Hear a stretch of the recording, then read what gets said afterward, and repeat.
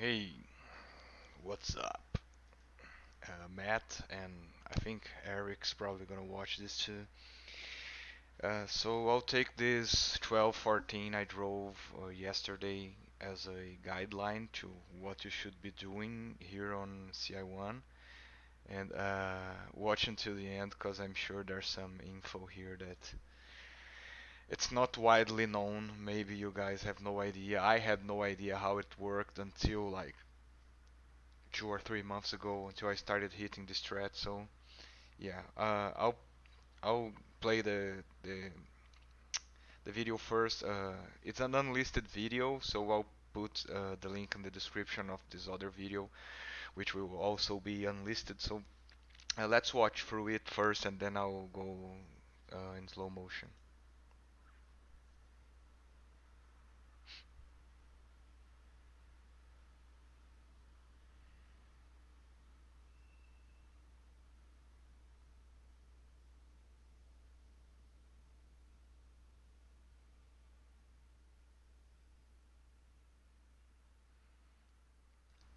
Yeah. So honestly, it doesn't look that fast because a lot of the intricacies of this track are in the small details, but yeah, it's actually a strong lap. Let's switch to 0.25. So here at the start, there's one of the mistakes that I usually do, and now I've adjusted. That is jumping into this boost, because the perfect way of doing it is just doing it without jumping, because the boost lasts until here, and then I jump, I'm canceling the boost, so I'm losing some speed there. So yeah, the best way of doing it is just doing the releasing the boost without jumping, or else you'll cut your boost short and we will lose some time.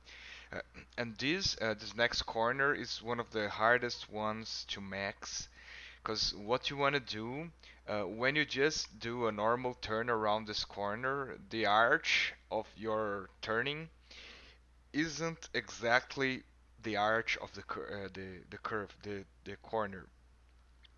So you are usually steering slightly to the outside of the corner. So what I like to do here is I aim at more or less in between the flower and the wall, and I start turning. And when I clear the flower, I start steering, so that I can correct the trajectory. Because here, if you don't steer, you will go slightly wide to the left. So yeah, you need to be steering. I like to say that it's like you are carving the corner.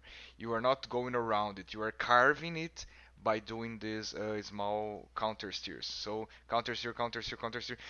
It was slightly wide at the exit there, and that made me go in a trajectory that was like too diagonal, so I had to correct a bit. If you watch it again, uh, uh, right here, I'm slightly too far from the chocolate. You want to be closer, and then here I oversteer, and I have to do a slight correction. That The combination of those two factors, I think, cost me at least zero point zero 0.01, maybe the world record tie, but I can't be sure. For this next corner, what it's very normal to do is to be parallel to the racing, to the road edge. But when you are parallel to the road edge, when you get to the where the corner actually is, you are gonna go wide too. So what I suggest here is that you aim more or less diagonally. You you basically aim at this piranha plant, and then you jump into the counter steer, and again you will carve the corner. You are not going to just do the corner. See, you have to carve it a little bit so uh, it's sharper. Uh, what happened in this 12:14 is that I had a different approach to the lake, which I think can save you a bit more time. But up to this point, the strategy is pretty much the same.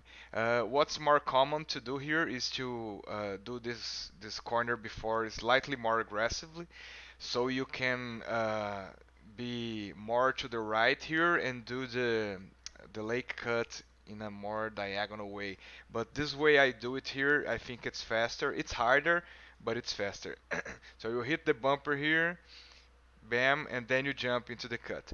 Here, my jump was aimed too much to the right. I could have done it slightly to the left, but anyways, it worked. And so here, it's a normal exit, and then now is the part that blows everyone's minds, because these bumpers that we are used to them on NTSC, what they do, they launch you slightly higher than they do on Paul. So, but uh, what did the programmers of the game think? We want them to launch you high, but we don't want you to lose speed. So they adjusted the speed of the cart when you hit the bumper. So when you hit the bumper, you get a slight increase in speed, so it can compensate for the higher arch you are doing when you hit it.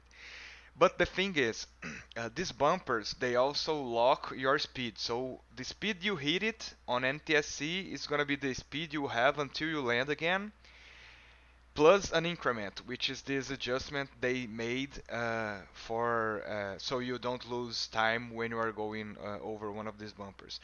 The thing is, if you are able to chain bumpers, if you hit like two in a row, when you hit the second one, your speed will be locked at this a higher speed, which is your top speed plus the increment. So when you hit the bumper, you will have the top speed plus two times the increment, and so on and so forth. So if you hit like three in a row, you are gonna have an even higher speed. So this is a very new thing to me. I think to everyone else too. But I guess Scoob already knew about it because his 12:23, which was the world record before, did a lot of bounces. So here you will see that I will bounce three times in a row without quote unquote touching the ground. So here, first bounce, second bounce, third bounce. Bam! I have my top speed when I touch the ground now is normal top speed plus three times that increment. So I'm actually going slightly faster.